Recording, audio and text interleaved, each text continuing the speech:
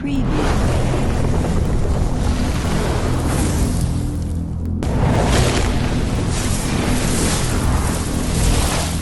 Maison des Cinéastes du Mali.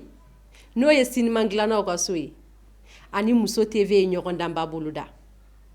Min tɔgɔ. Muso ye cogo muso fɛ. K'a sɛbɛ k'a kɛ ja ye. N'i ye jate minɛ an ka cinémaw kan minnu bɛ bɔ an ka jabaraniw na i bɛ taa sɔrɔ cinéma in tila bɛɛ ye wali cinémaw de ye minnu bɛ bɔ jamana wɛrɛw kan u ka réalité a n'an ta tɛ kelen. Donc pour que an ka mɔgɔw an ka se ka hakilina fali k'a to an ka hakilina cogo la an dun ka hakilina ɲuman ye donc fo an ni cinéma ka to ka baara kɛ.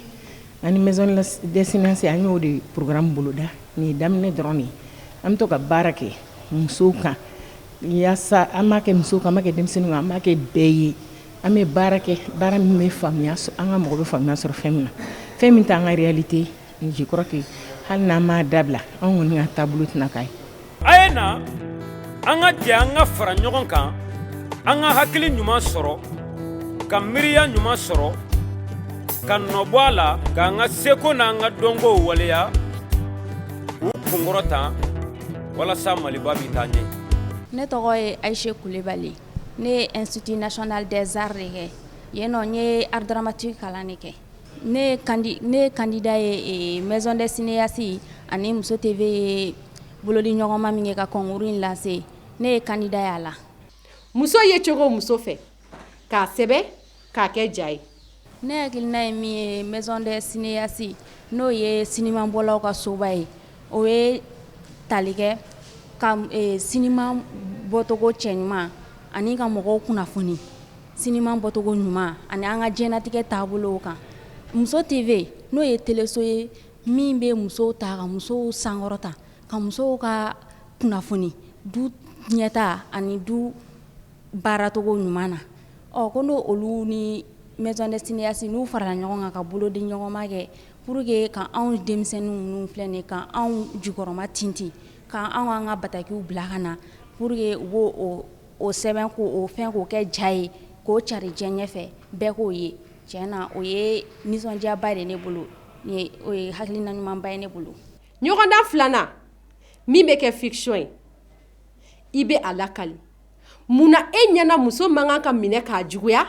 ni ka animateur. Muso ni lajaba man kan muso yɛrɛ filɛ nin ye muso y'an balakaw de ye muso man kan tɛ ka tɔɔrɔ ni gɛlɛya sugu dɔw bɛ yen nɔ an man kan tɛ k'a kɛ muso la n'i ye muso tɔɔrɔ a man ɲi muso ma ka muso minɛ k'a bugɔ o ye muso tɔɔrɔ dɛ o tɔɔrɔ o man ɲi muso ma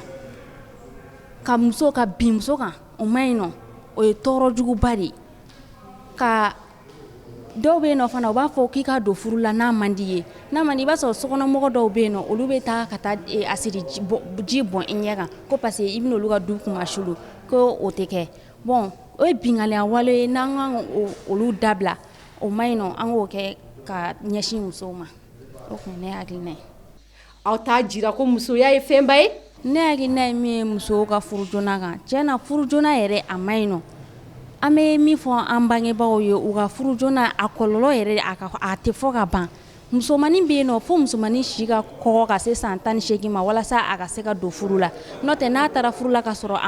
a si ma se a bɛna ni kɔlɔlɔ baden de y'a ka diɲɛlatigɛ la a bɛ se ka kɛ sababu ye a bɛ se ka kɔnɔbara sɔrɔ a si ma se kɔnɔbara min sɔrɔli ye donc n'a taara jiginnikɛyɔrɔ la ala ka an n'a cɛ janya a bɛ se ka to a la walima den bɛ se ka to a la wali u yɛrɛ fila bɛɛ yɛrɛ bɛ se ka to a la donc o ye waleya ye ni waleya min n'a ma ɲi nɔ n'an kan ka a dabila.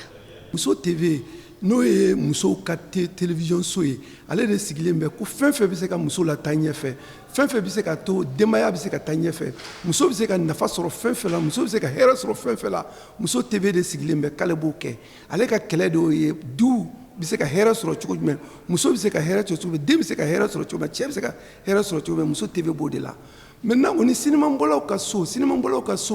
o ye jumɛn de ye sinimabɔlaw ka so sinimabɔla bɛɛ de y'i yɛrɛ fara ɲɔgɔn kan technicien b'o la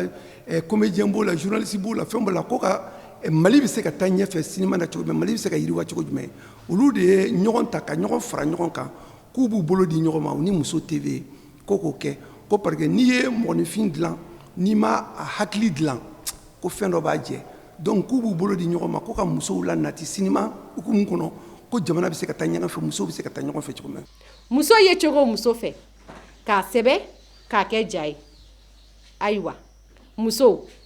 aw t'a jira ko musoya ye fɛnba ye.